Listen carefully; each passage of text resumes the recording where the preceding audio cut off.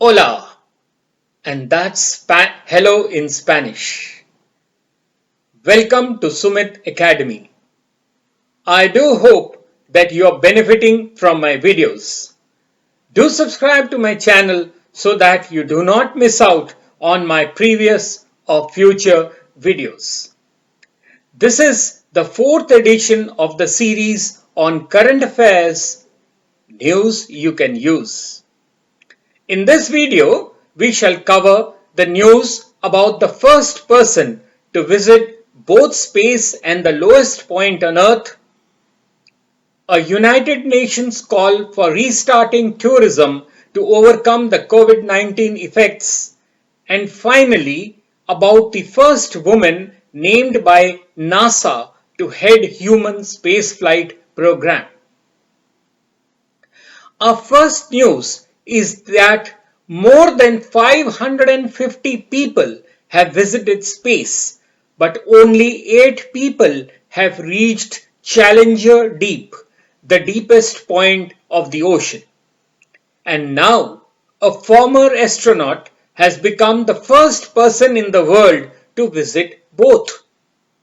NASA astronaut and oceanographer Catherine Sullivan, who was the first American woman to walk in space, is now the first woman to reach Challenger Deep, located at a depth of 10,928 meters in the Pacific Ocean.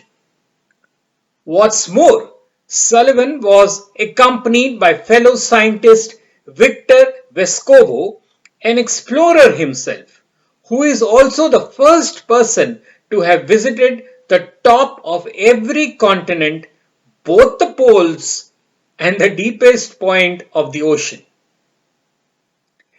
8 people have reached the bottom of Challenger Deep, including Vescovo, Sullivan, and filmmaker James Cameron, who reached the bottom in 2012. Now, what is this Challenger Deep? The Challenger Deep was discovered by the HMS Challenger, a British ship that sailed the globe from 1872 to 1876. Since then, many expeditions have sought to measure the fissure's depth, prompting disagreements not only about the precise figures, but also over who truly was the first to reach the deepest point. Located in the western Pacific east of the Philippines and an average of approximately 200 kilometers east of the Mariana Islands, the Mariana Trench is a crescent-shaped scar in the Earth's crust, measuring more than 2,550 kilometers long and 69 kilometers wide on an average. The distance between the surface of the ocean and the trench's deepest point, the Challenger Deep, is nearly 11 kilometers. Now, if Mount Everest were dropped into the Mariana Trench, its peak would still be more than 1.6 kilometers underwater. The Mariana Trench is part of a global network of deep troughs that cut across the ocean floor. They form when two tectonic plates collide. At the collision point, one of the plates dives beneath the other into the Earth's mantle, creating an ocean trench. Now, the depths of the Mariana Trench were first plumbed in 1875 by the British ship HMS Challenger as part of the first global oceanographic cruise. Now, the water pressure at the bottom of the trench is a crushing 8 tons per square inch, or about 1,000 times the standard atmospheric pressure at sea level. Our second news is about a United Nations call for restarting tourism to overcome COVID-19 effects. The timely and responsible easing of travel restrictions will help ensure the many social and economic benefits that tourism guarantees in a sustainable way, as per the UN Secretary General. Tourism will help promote solidarity and trust, most needed at this time to advance global cooperation to fight the virus, he added. Several parts of the world still have travel restrictions in place to prevent the spread of COVID-19.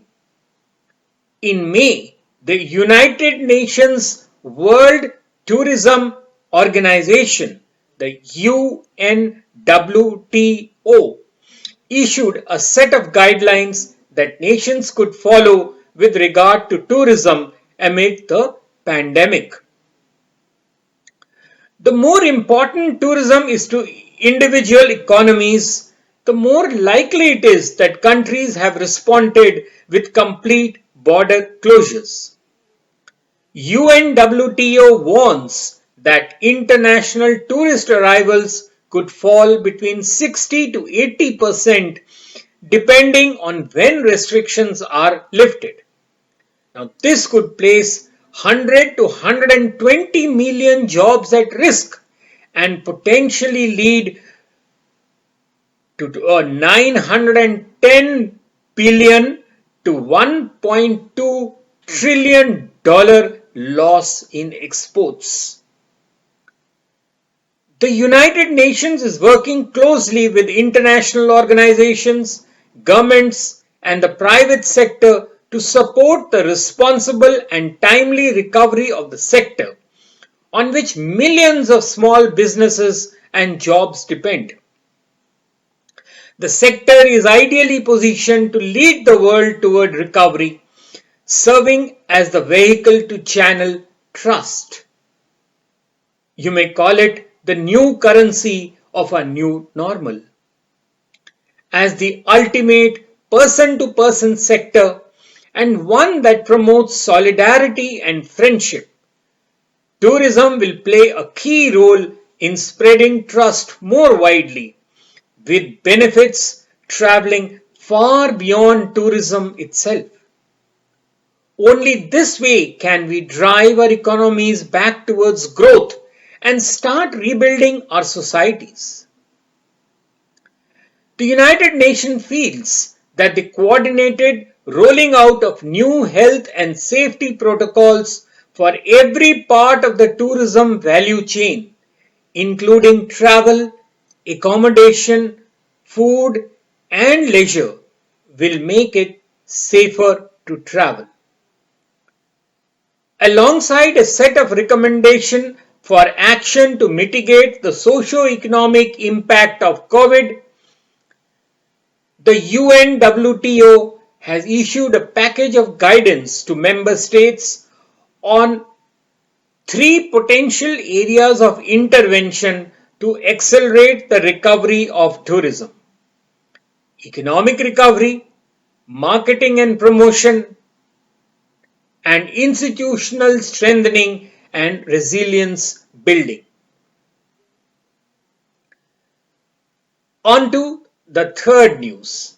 Our third news item is about the United States Space Agency NASA naming Kathy Lueders as the first woman to head the human spaceflight program. Since 2014, Lueders has directed NASA's efforts to send astronauts to space on private spacecraft, which culminated in the successful launch of Demo 2 from the Kennedy Space Center in Florida on the 30th of May 2020.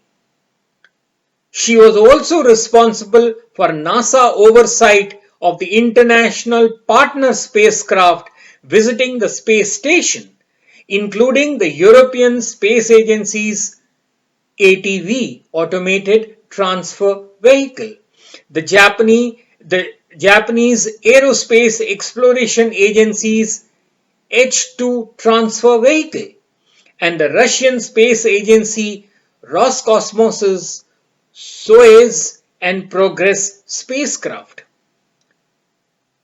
Under her leadership, SpaceX and Boeing developed spacecrafts to ferry astronauts to and fro the International Space Station, the ISS, on a more purely commercial basis than in the past, in a bid to end NASA's sole reliance on Russia for basic space transportation. As NASA prepares to send astronauts to the moon in 2024, Leidos will be leading its Human Exploration and Operations Mission Directorate. NASA believes that she is the right person to head the team for establishing a sustainable, long-term human presence on and around the moon by 2028. Getting astronauts to Mars by the 2030s and helping to incubate a thriving off-Earth economy. One only wishes we are there to see such things, such miracles in our lifetime. Well, that is all from me in this, the 4th edition of Current Affairs News You Can Use. Do keep a lookout for further editions of this series. I acknowledge with gratitude the news reports of various media and other publications on the subject. I hope you like this video and please do share on your Facebook page. And do subscribe to my channel so that you do not miss out on my previous or future videos. Till later then, cheerio.